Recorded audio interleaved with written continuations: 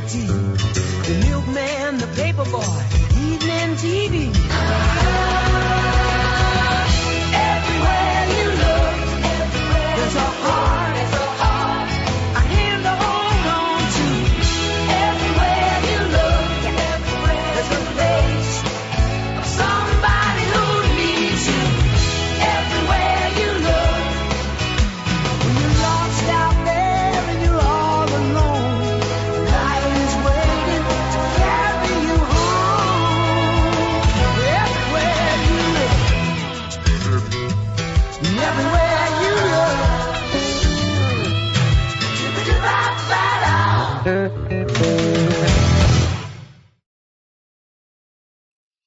Hi, my name is Katie Leonard, and this summer I did a project on silk scaffold characterization for mimicking skeletal muscle tissue.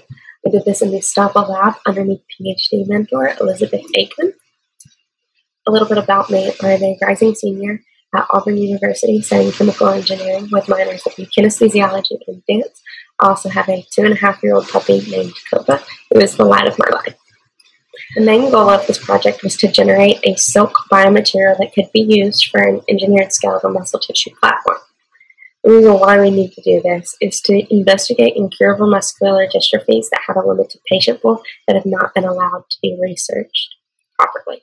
The first thing we need to do in understanding a biomaterial for mimicking skeletal muscles is the striated pattern that muscle tissue is generally in.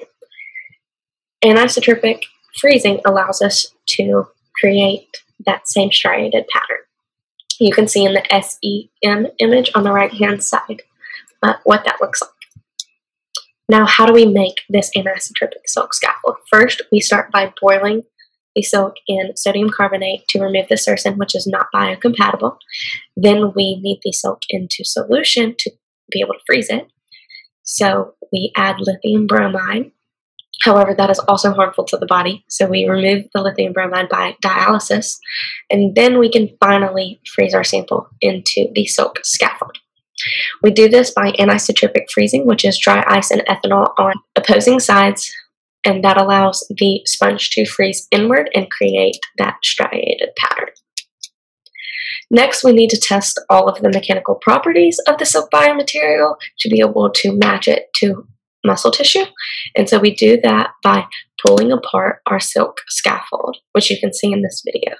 We did it at different strain rates of 1% per minute and 10% per minute, and then we also used different ethanol concentrations of 50% and 100%, which changed the pore size within the silk scaffold. So how far are the striations apart from each other?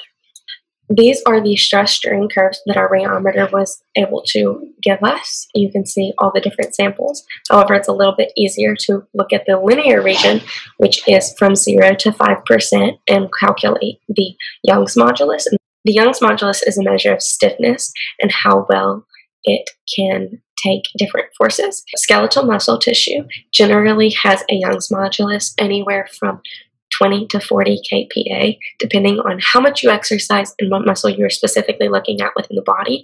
You can see that some of our samples have a modulus of 20 kPa, which falls within that range. Lastly, I would just like to thank the NSF for funding this project, and also to everyone in the Stoppa lab who allowed me to be here and helped me out. Thanks.